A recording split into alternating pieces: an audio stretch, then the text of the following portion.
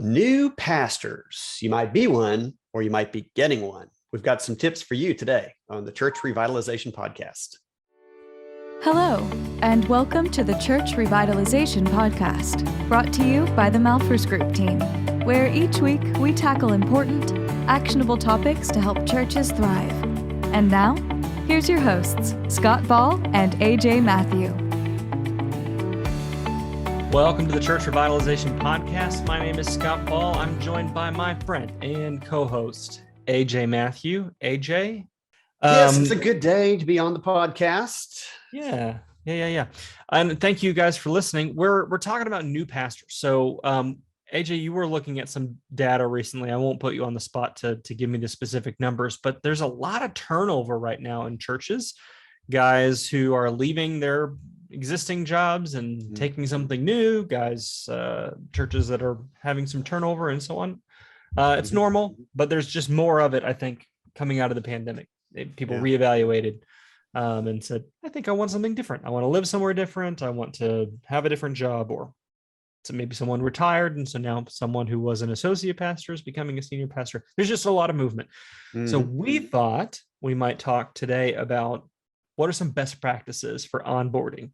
And you can apply this whether you are a pastor taking on a new position, or if you are serving at a church, maybe on a board or as a non-senior pastor, staff person. Take this advice and incorporate that.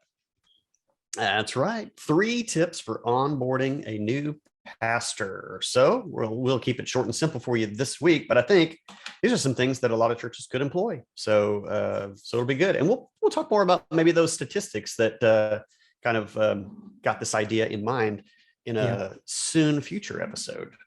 Hey, before we hop into what should happen, maybe it might be valuable to take a couple of seconds and talk about what typically goes wrong.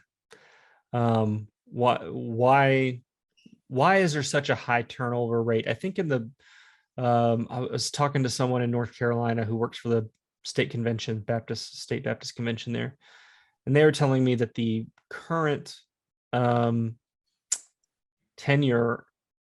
tenure for a new pastor is like 18 months.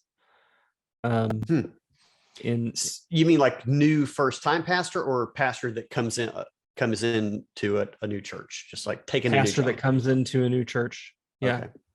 18 months.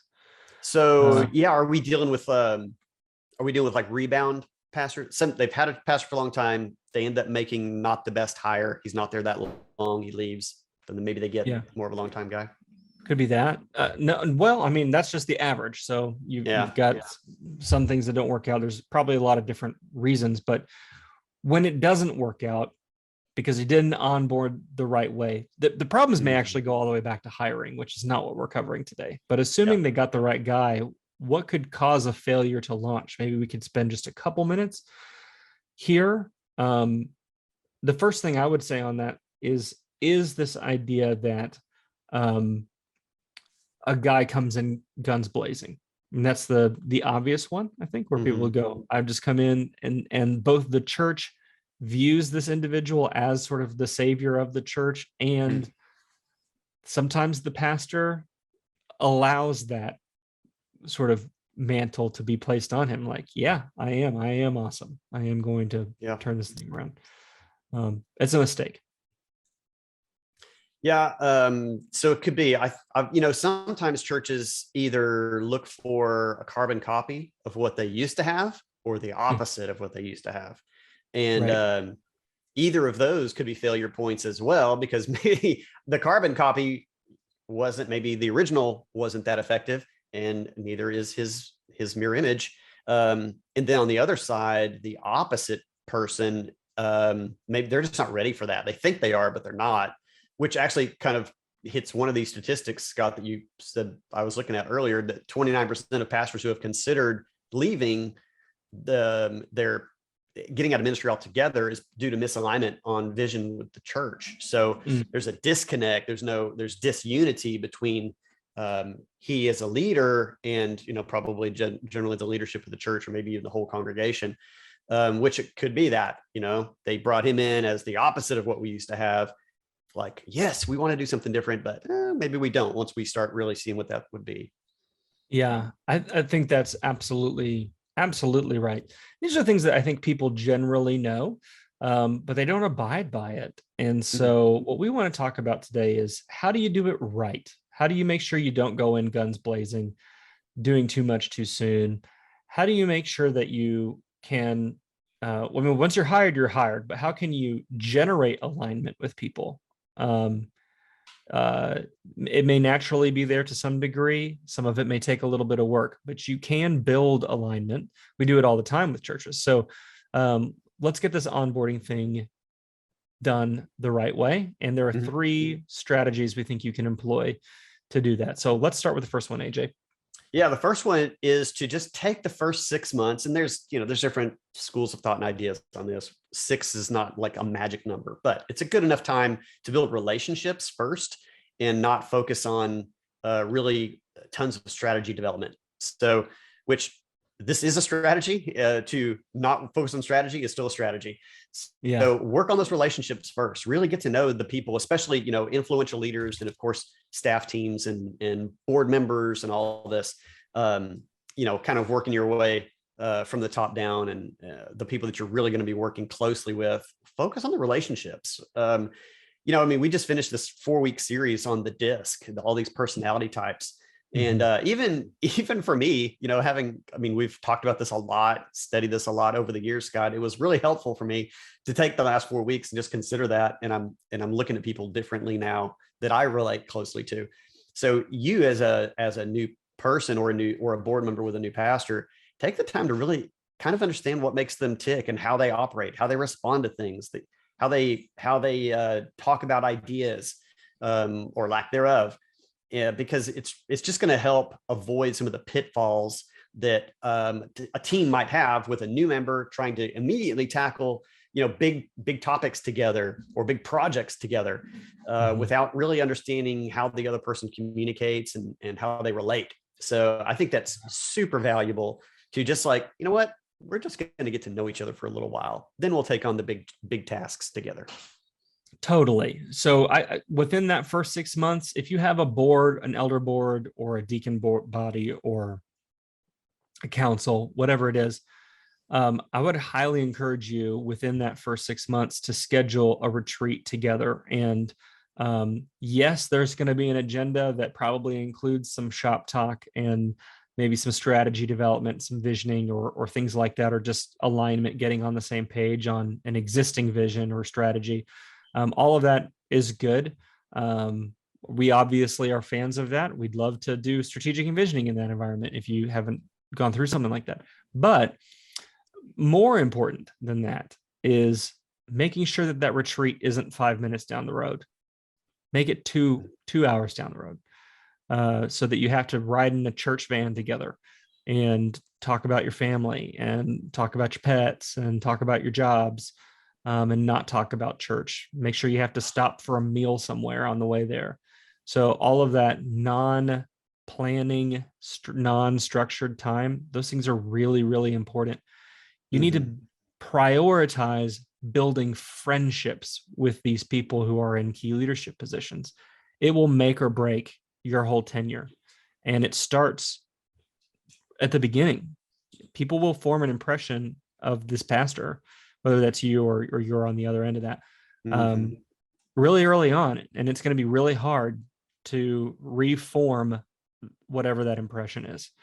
So this is the work. The relational work is the work for the first 6 months. It will hamper anything else you want to do. It doesn't matter. Anything else you want to do is inconsequential if people don't trust you. And so the best investment in your future strategy and vision is the first 6 months. Focus on building friendships. Yeah, I think that time is unavoidable. And what I mean by that is if you don't just take that time to intentionally have that space, it has to come out somewhere. And so if you begin just working on tasks and projects together, likely what will happen is you won't accomplish those in the time that you think you should, because you still have to fit in that get to know you time and whether, because conflicts might come up, and then that's going to pause the work, and you're going to be working through that. And that's going to happen over and over, maybe just small little things. So it's really unavoidable time that has to be put in, Right. and better to plan it on the front end. And then you're probably going to see things work better after that. So I think this is unavoidable effort, and and better to just get it done, and have a better relationship going forward than to be dodging mines, right from the start, because you don't know how to handle one another well. Right. Totally. So the next point actually feels maybe a little bit like the opposite of what we just said. Where we said on the first point, we're saying, hey, focus on the relationship. Don't worry about the strategy. Our second tip here is actually, it's a strategy related. And it's this, it's to find a universally loved quick win. Find a universally loved quick win. So one of the ways that you can build friendships is by doing actual work together. What we're encouraging you to avoid is something that would require huge amounts of like relational deposits to be able to execute. Don't go there. You may know that there's this massive, huge problem that needs to be fixed. Don't go straight to that problem. Instead, find something that everyone already knows is a problem, that's easy, that has very low stakes, and tackle that thing together. I'm reminded, there was AJ, I don't know if you remember this, but there was, I can't remember his name. I don't even want to guess because I'll get it wrong. But the guy who used to be in charge of Apple's retail arm left Apple a number of years ago to go and become the CEO at JCPenney. Do you remember when this happened? No. All right. I don't normally track Apple in the You don't news. track that? You're not tracking the retail sector? Okay. No. So listeners will maybe remember this. So when he was hired to bring change because JCPenney was dying. And so it was like, you got to right this ship. So almost immediately, AJ, like almost instantaneously, within the first couple of months that he was there, they got rid of sales. They said, we're never going to have a sale again. Oh. No more sales. Like they wanted to basically take like almost like a Walmart approach to it, where it's like always low prices. Like here's what it is, no coupons, no sales. We're just going to reduce the price on certain things at certain times, or it's just going to be like an everyday low price. And the employees hated it. The consumers hated it. Everyone who worked at corporate hated it. No one liked it. And they also changed the logo. They did all kinds of things within the first chunk of time, pretty quick. And it was a disaster. I don't think he made it even a full 2 or 3 years before he was out as CEO, and they put someone else in. And when that new person came in, they were like, guess what? Sales are back. And people were like, yay. So there's a metaphor in here, I think, AJ, that sometimes pastors see a dying church and they think that they know, here's the right way to go about this. I'm not even sure that his strategy was wrong, but executing it the way he did at the pace he did was for sure wrong. So find a quick win. Find something that everyone goes, yeah, that needs to be fixed. Don't tackle the big thing. Find something that will build you momentum, not that will prevent you from ever gaining it. Yeah. Yeah. And so it could be something maybe even that's been in the works for a little while. It needs maybe the final finishing touches, and then it's ready to launch. You could say, the search committee or those involved, be like, you know what, let's just hold off on that last couple of meetings or those last final decisions until, our new person's here. And then he gets to go, hey guys, let's have the ribbon cutting or whatever it is. Just look around, see what can we do that nobody's going to push back on. And everybody would say, oh, that was kind of nice that we got that done. get a little bit of glory, a little bit of excitement, and it might help break the ice. Be a good thing. Yeah. All right. Ron Johnson. That's his name. What's that? Ron Johnson. Ron Johnson. Of course. Not to Ron be confused Johnson. with the senator from Wisconsin. Or the 15 million other Ron Johnsons in the United States. We love his you name's all. Ron Johnson. And Thanks a for quote from listening. a quote from the internet. The Johnson era at JCPenney will go down in history as one of the most destructive reigns by any CEO at any company ever. I'll tell you what, if your name is Ron Johnson and you're listening to the podcast or watching, go over to YouTube and comment. We want to hear from every Ron Johnson listening something cool that has happened at your church. And we've got to have more than one. That's all right. Our third tip today, slowly ramp up responsibility. So again, this could come from either side, either the incoming pastor or, from the existing leadership. But just don't dump everything on his lap, on the first week. Like, here's a pile of spreadsheets and here's everything that you have to do. Remember, it was in your job description. It's okay. Other people have probably been taking care of some things in the interim, because it's almost never the case where old pastor is like, bye on a Friday and new pastor says, hi on Monday morning. So, although that would leave a gap on the weekend, wouldn't it? Somebody had to preach on that Sunday. But other people have probably been handling responsibilities. Let them keep doing a little bit of that stuff for a period.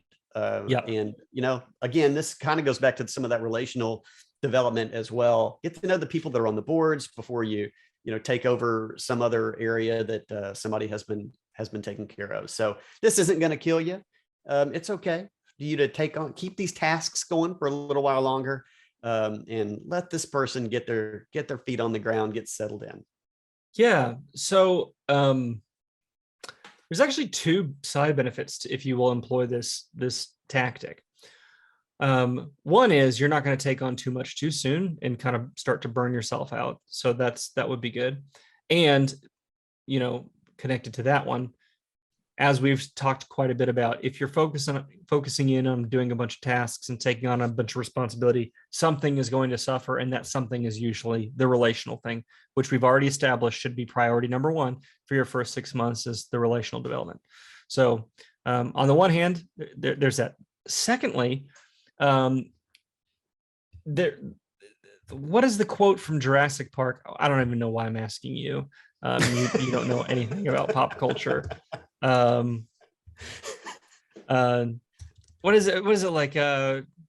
We wondered if we could. No one ever asked if we should. You know what I'm talking about? No. That ringing a bell for you? No. I saw Jurassic Park. I saw that. Yeah, he said your scientists were so preoccupied with whether or not they could, they didn't stop to think if they should about creating the dinosaurs. Great. Okay. Okay. Bear with me here. Just because you can take on some responsibility at the church doesn't mean you should. And if you take some time to ramp up, you can be more thoughtful about what you're putting on your plate. And maybe the long-term solution is a volunteer handles certain things, or maybe the staff person who's been running something is doing a great job, likes to do it, and should keep doing it. And so don't just get so preoccupied with whether or not you could add it to your plate that you don't stop long enough to think about, is this something I should take on? So how's that for integrating Jurassic Park into the Church Revitalization podcast? That's a super connection. I'm glad that I'm glad you saw that movie. That came in. On a related note, today's podcast is brought to you by Jurassic Park. I'm just kidding. There's that new movie starring Ron Johnson.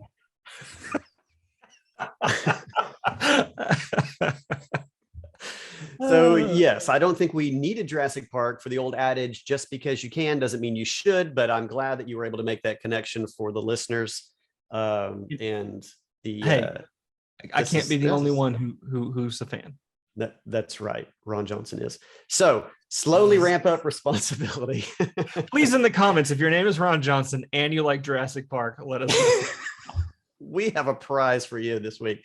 I was just thinking, these 3 tips, if you're as I'm not being funny. This is actually you might look like a really wise person going into a job interview, even like, you know what, if I came on board, would love to see us do these 3 things. So, you might be able to even float these out for a search committee that's interviewing you or something like that. And so, I feel like this would be a great way for us to get to know each other and establish a long-term relationship. So even if you haven't been hired, I think these are good tips.